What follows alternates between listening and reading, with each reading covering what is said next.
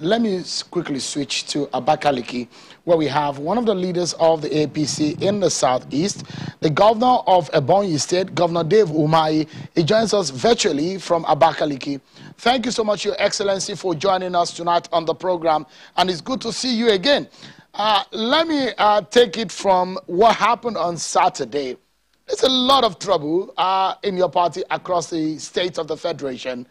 From Ekiti, where we heard that reports that one person was killed, to Akwa Ibom, where there were there's issue of violence and attacks on some members of the party. And you were reported to have said you will arrest anyone of dissenting opinion in Ebonyi State. Yeah, sure. Thank you very much. I never said so, and there is no way I would have said so, because there are bound to be disagreement.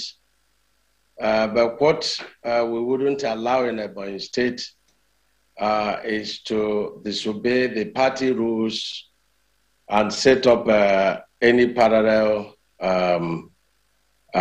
Congress, so to say. We've said we will not allow that in Ebonyi State.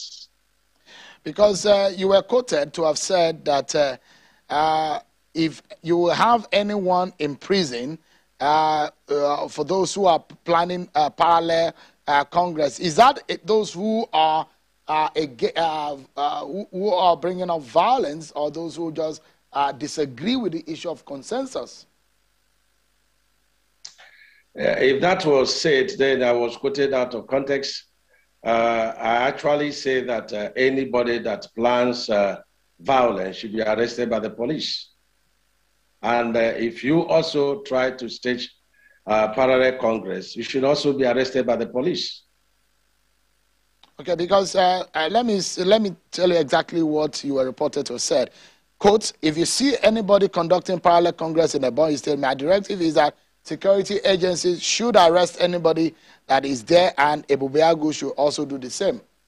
Is that correct, what you said? What is wrong with that, Shil? Because I'm thinking that is a family business. And it does look to some of your members in your party like a threat that if they dissent, they go to prison. Well, there's no prison. I have no power to send anybody to prison. The court has such powers.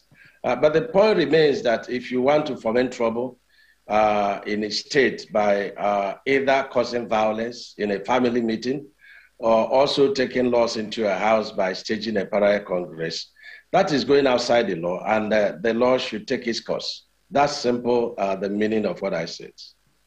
It does look like it's a popular opinion for consensus to hold in most of the states of the APC. It does look like maybe somehow it's not popular with some of the members of your party. I mean, in Ebonyi, you moved from the PDP to the APC. There are already some leaders in the party, so those who may not agree totally 100% with you. Is the consensus the best way to handle internal party elections? Well, consensus could be described in many ways. You know, our own kind of consensus in Ebonyi State is to allow the local people, you know, to make inputs, which means that the definition of, you know, stakeholders of the world shouldn't necessarily be the same definition of the stakeholders at the local and state level. Don't forget that the people at the world level, the village heads, you know, the chiefs there and so on and so forth, are actually the owners of that locality where we're going to conduct election. So our agreement in Ebonyi State is that when the leaders meet, whether you carry these local people along or not, we must test it in the field. So if you bring up people that you say these are the popular people in a particular ward, we still have to go to the field and to ensure that actually what the leaders have done is acceptable to the masses. That's our own definition of consensus, Shehu. Interesting. I mean, but the fear with some people will say, oh, consensus, but your constitution is very what the constitution of APC said is very instructive. It says if one out of the groups or the parties in the party in a particular state dissent on the issue of consensus, then you have to go for real election. But for some people who are saying, no, we don't want consensus, let's test the popularity in the field. It then looks to some of them who have complained and who are speaking up that this is simply imposition. Well, I wouldn't want to speak about other states. You know, I have enough trouble in my state, both in governance and making sure that I carry all the stakeholders along. So I've given you the vision of our own consensus that when leaders agree on consensus, we still have to go to the field so that those who are going to really carry out the election, you know, when it matters, you know, will be carried along. You also quoted to have said that the caretaker committee of the APC is constitutional. But several senior lawyers have debated differently. They said the party might be headed for more legal troubles, and the Supreme Court may have opened vistas of legal contest in the nearest future. What exactly did you mean when you said it's constitutional, the caretaker committee, that is? Well, sure, I'm a professional engineer. I'm not a lawyer, but we have a party constitution, and this constitution is not meant for lawyers alone. It's meant for all party members and non-party members. And if you go to, you know, section 13.4, subsection X, page 45 of our APC constitution, the same section, you know, subsection XVI, and, you know, section 18, page 71, you will find out, you know, from the constitution of the party where the caretaker committee or ad hoc committee or standing committees are mentioned variously. But let me quote one that is very interesting, where it says that the National Working Commission have the powers to set up, you know, ad hoc committee or committees where in their own judgment, they feel that there is a lacuna or vacancies in any of the party positions. And so that such people committee will carry out the functions, you know, of such, you know, office or vacancies. But let me also give you a further example that if you go to page 68 of the party constitution, it says that the day-to-day running of the party rests on the national secretary of the party. Now, in my executive council, sometimes I could take a job from the Ministry of Works, for example, and I set up an ESCO committee, you know, to do a particular work whose budget is in the Ministry of Works, for example. It does not make the commissioner who is heading that ESCO committee, you know, a commissioner of two ministries. It is the caretaker committee is a committee that is set up, you know, to perform certain functions. They are not executive, you know, committee to say, but they are a caretaker committee, just like every other committee of the party.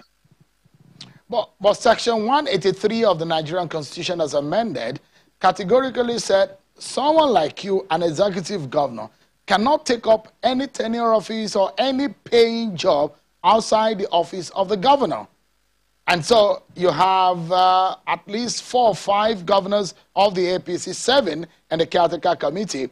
Perhaps what has drawn the attention of the opposition, or in fact some members who are now worried about the state of affairs of the APC, is Governor Maimala Bunim, whom they say maybe he has appended a signature to some papers relating to elections in the APC.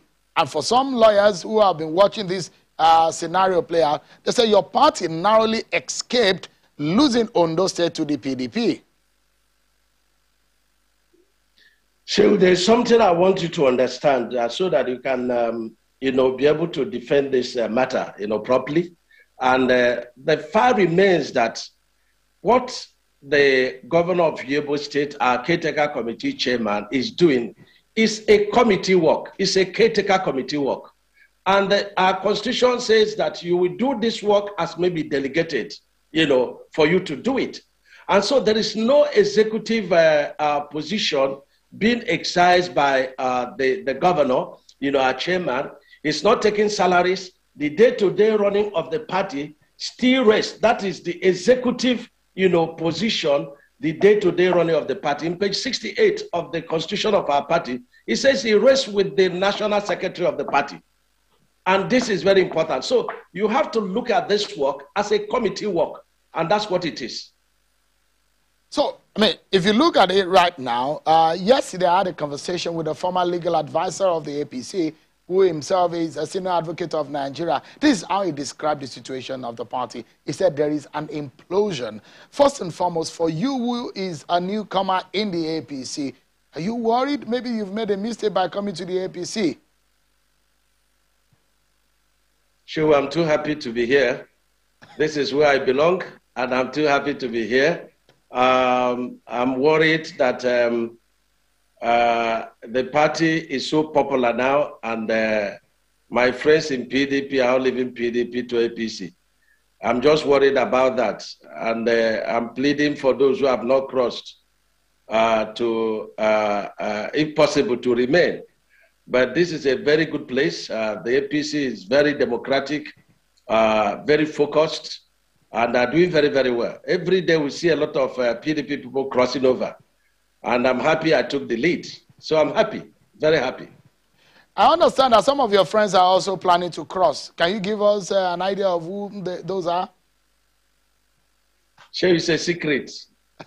We will not reveal the secret. So, but it's true that some governors in the Southeast are also on their way to the APC. Sure, it's a strategy and a secret. I will not reveal anything to you.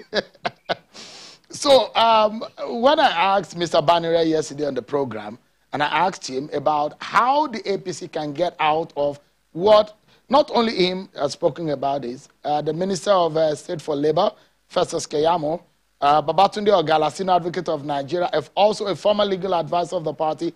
They are warning. These are senior advocates of Nigeria, and I've mentioned 3 of them. And they said, look, there is trouble waiting in the wings. They are not worried about now. They are worried about the nearest future, especially in 2023, why the PDP and other opposition parties can wait in a wing and scuttle everything that the APC has built. And I asked Mr. Banire that President Buhari and NEC gave APC a political solution to the quagmire it was in a few months ago, which birthed the coming of Governor Mai Mala Buni-led caretaker committee. And I asked him if there is an option of a political solution this time around. He said it's little, too late. What's your view on that? I don't believe there's a problem. With all due respect to senior advocate of Nigeria and senior lawyers, my interpretation of this is simply the constitution of the party. And the interpretation is that what Governor Buni is doing is a caretaker job. It's a committee set up by the party to do a particular job. And this is very important. And there is no any further definition about what a committee can do and what a committee cannot do. The day-to-day running of the party rests on the national secretary of the party, and of course, in the states and local government and the world. So this, our caretaker chairman, is doing a committee work, and anybody can do a committee work. It is not an executive position, but the work he's doing is being directed to do A, B, C, D, and he has to do it. But when you talk about executive position, you now look at the day-to-day running of the party in page 68 of the constitution of APC that rests upon the national secretary. So this is my interpretation of it. Okay. And so there is no executive decision. And again, he's taking no salary. He's taking no allowances. On a final note, this question has 2 layers. And maybe quickly you can help us with it before you go, Governor. One is that one of your grievances before you left the PDP is that your region doesn't look like it's well taken care of, and you are not at home with the way and manner things are. Just quickly, it does look like you are being well treated in APC, are you? Very well treated. You see, in APC, we governors, we respect ourselves. Mr. President respects us. The party executives, they respect us. Things are discussed, very democratically discussed, and issues are agreed upon. There is no headmaster You know, there are no teachers, there are no pupils, you know, so it's a give and take. And then, you know, fairness and justice to party members, you know, from the top to the bottom. So we're happy, and we're happy with the leadership of the caretaker chairman, the secretary, and all members of, you know, this committee that are doing very wonderful work. People are just worried because of the great work we're doing, and a lot of people are coming into AP. So they just feel that they can distract, you know, the beautiful work that the chairman is doing. But I don't think it is possible, because the constitution of the party is very clear. All right. Okay, this is on the final note, and perhaps quickly too, Governor, maybe in 20 seconds. The hope of the Southeast and the Igbos becoming a governor, a president of Nigeria in 2023, how bright is it in the APC? Is it guaranteed already? Just quick one. It's in the hand of God. But God is not a member of your party. He is. He directs our face. He gives bread to every man. So our power belongs to God. So whatever thing we wish, we come through only through God. If God says yes, no one can say no. Well, Governor Dave Umahi just suddenly turned spiritual with us this evening, but it's good to know God, it's good to serve God. But we were hoping and see whether truly the God of the PDP or the God of APC, which one will answer the prayers come 2023. Thank you so much, Governor Dave Umahi, for joining us tonight on the program. I appreciate your time. Yeah, thank you very much. God bless you. Thank you. I appreciate it. Thank you. Appreciate it. We'll take a break now, and when we return, everyone, yet another leader of the APC will be joining us. Governor Abdullah Sule of Nasarawa said he joins us, and we get his views on the state of affairs of the APC. The party needs to move forward, but how will it? We hear the counsel of the governor.